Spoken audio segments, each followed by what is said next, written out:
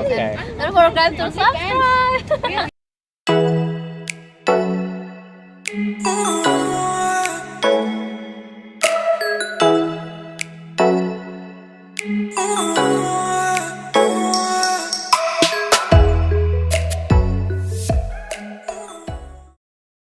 The myth of the display of high value and how it might actually be holding you back, just the whole ideology around it.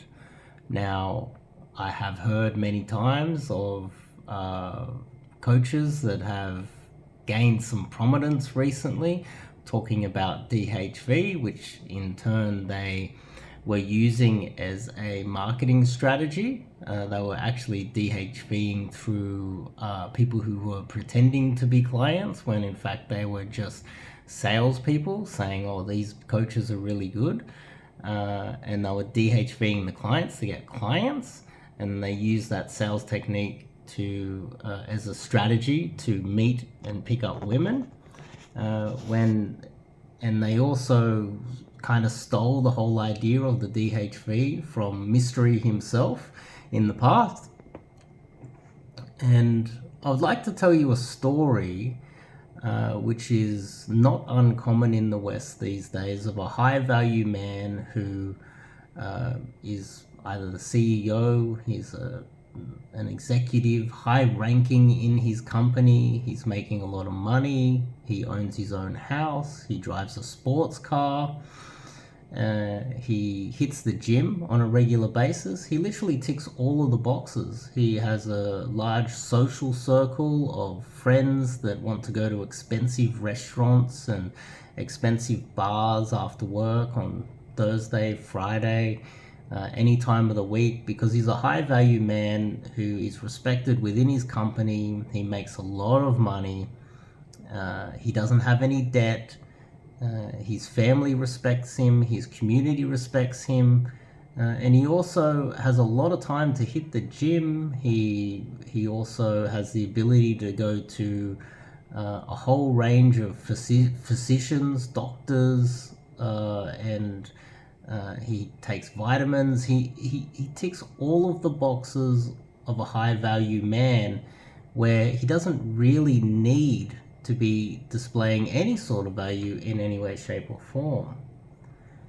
And this man who's high value finds himself coming into contact with a beautiful girl who is in one of the companies that he either owns or he is highly ranked in that workplace.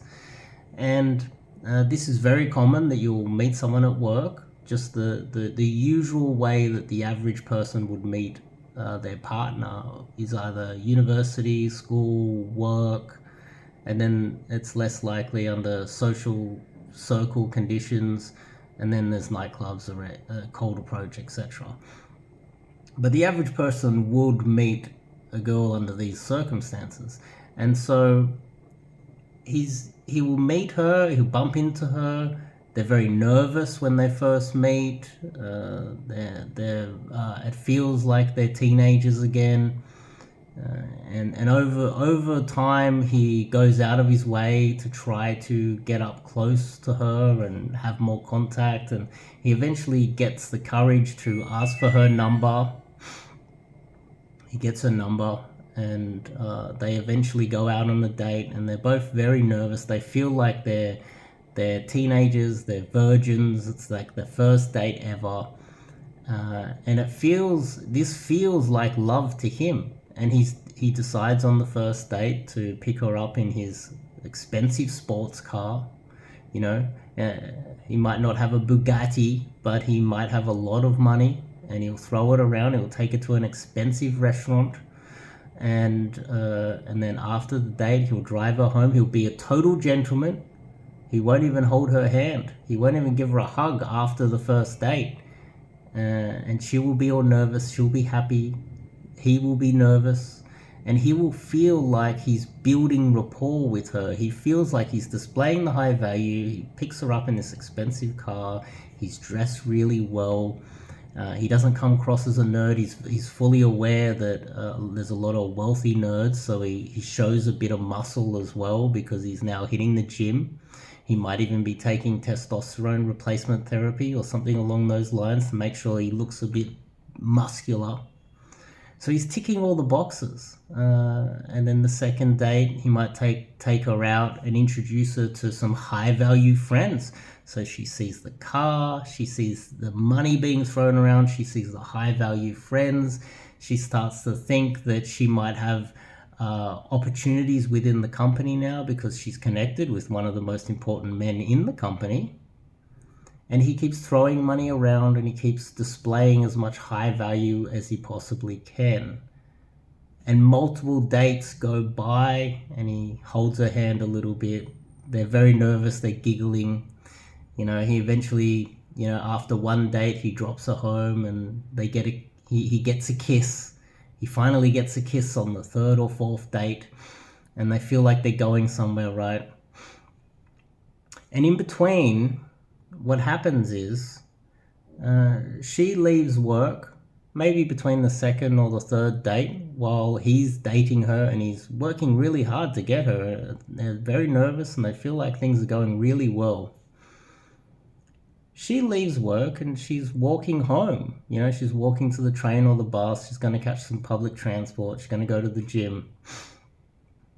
And a guy who basically works in a low-ranking job. He has no money. He's kind of scruffy. He's got baggy pants on.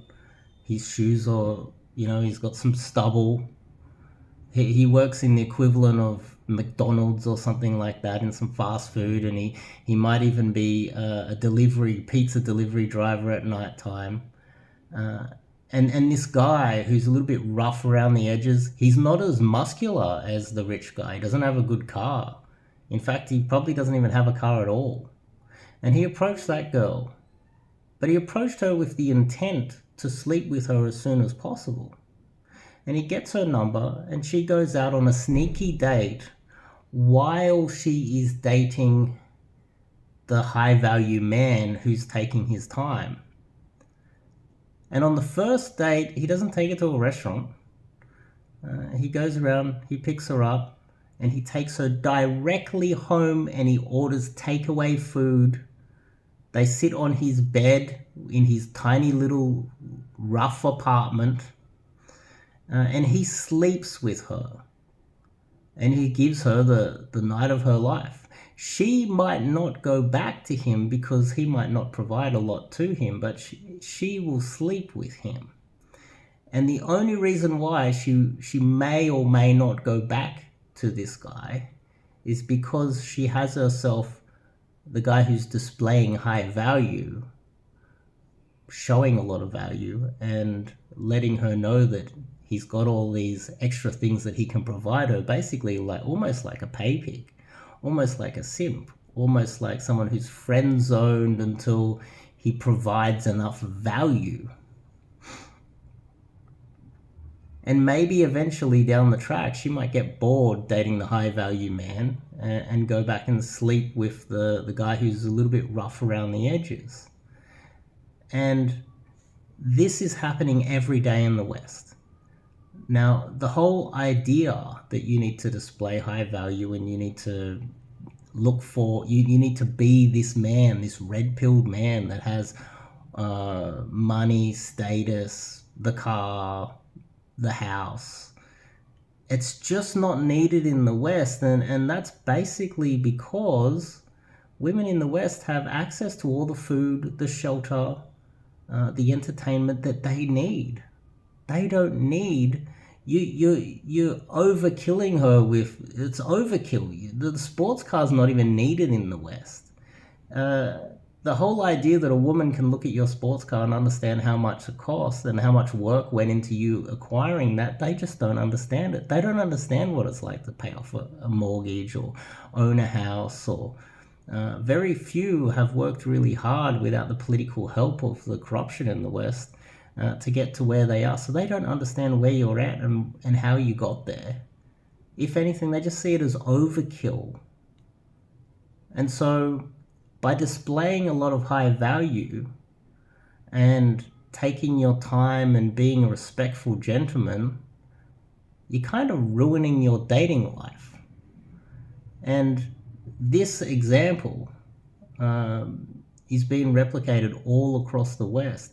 And a lot of the times, the guy who lives in the crappy, dirty little one-bedroom apartment that doesn't have a car and he delivers pizzas at night and works in McDonald's, is sleeping with the hottest girls, because in a way they don't need that. And the type of girl who's going to go for you because you've displayed high value is a gold digger, and that's someone that you don't even want anyway.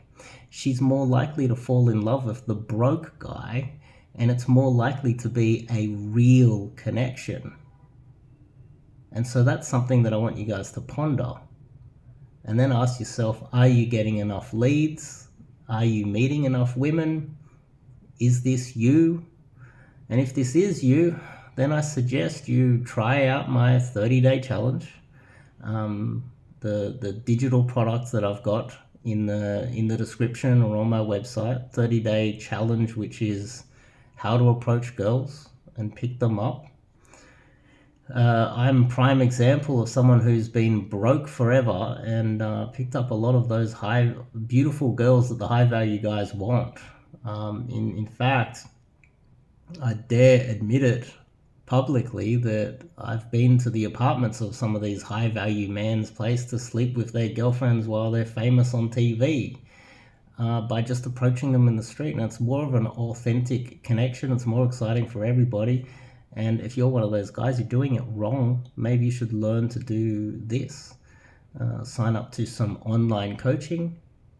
If you've got enough money, a few phone calls is basically free and it'll change your life. It's basically free phone calls.